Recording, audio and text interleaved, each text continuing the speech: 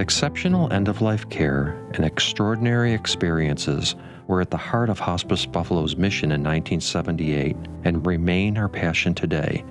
This year marks the 40th anniversary of Hospice Buffalo.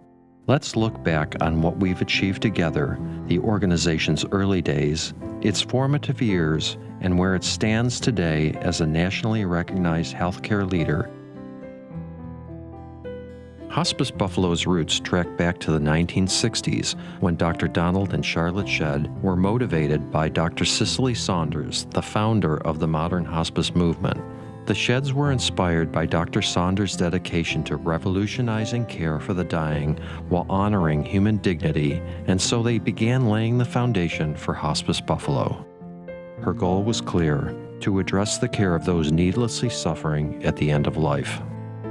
By 1974, the Shedds surrounded themselves with a group of caring individuals as an ad hoc board who shared the Shedds' vision to establish Hospice Buffalo. During the early years, Hospice Buffalo faced challenges as a new nonprofit, yet persevered. This was inspired by the volunteer leadership of our first medical director, Dr. Robert A. Milch. There came a point where very high-quality medical leadership was absolutely essential to make the whole project survive. Divine providence or some unbelievable luck brought Robert Milch into the picture at that point. And with his involvement in the program, it really took off as a respectable medical endeavor. My father used to say that every surgeon should have three qualities. You should have a sense of humility, should have a sense of humor, and should have an incision. Because once you start to understand what the patient is going through, if you're going to find that kernel of compassion within yourself, that's the start of it.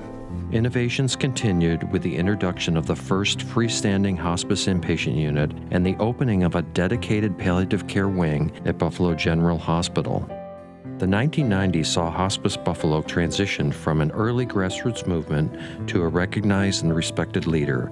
After a 2-year campaign spearheaded under the volunteer leadership of Jock Mitchell, more than $5.2 million was raised to complete the state-of-the-art Hospice Mitchell campus built on 28 wooded acres in Cheektowaga. In March 1995, the new home for hospice was unveiled, completing the dream of expanding and unifying services on a single campus. Palliative and hospice care, spiritual care, bereavement, counseling for patients' loved ones, and community grief support. My wife was the love of my life. I'm not ashamed of how I felt about my wife. I worshiped her. I lived for her. So she ended up in hospice, and the care and empathy there was incredible. And I knew in that first appointment that I was in the right place. I knew it. Valentine's Day in February, we always exchange cards on every important date, always. And her birthday is in February, and she said to me, "What are you gonna do?" I said, "What can I do? She's gone." She said, "Buy her a card." I never would have thought of that, ever. Recognizing the unmet needs of seriously ill children, we introduced Essential Care for Children.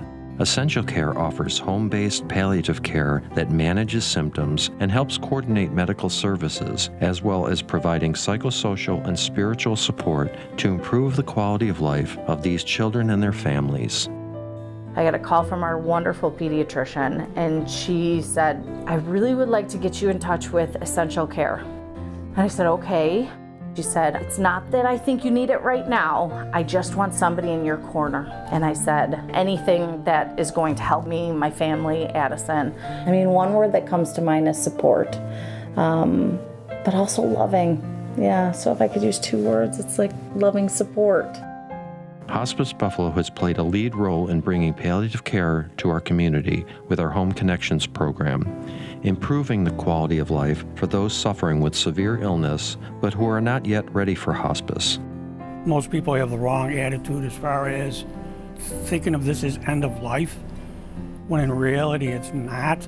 The care is there to help you live as long as you can live. I think it will extend your life if you do it at an earlier point.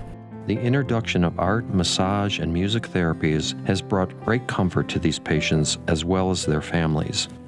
From its inception, the hospice movement was led and won by this group of determined pioneers.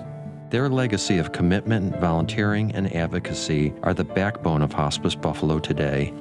And Hospice Buffalo's commitment to providing exceptional end-of-life care and extraordinary experiences continues to this day. The generosity of our community and benefactors like you are essential, enabling Hospice Buffalo to continue to thrive and meet the needs of patients and families in the most innovative, compassionate, and timely way. Thank you for supporting us and making these achievements possible through your continued generosity.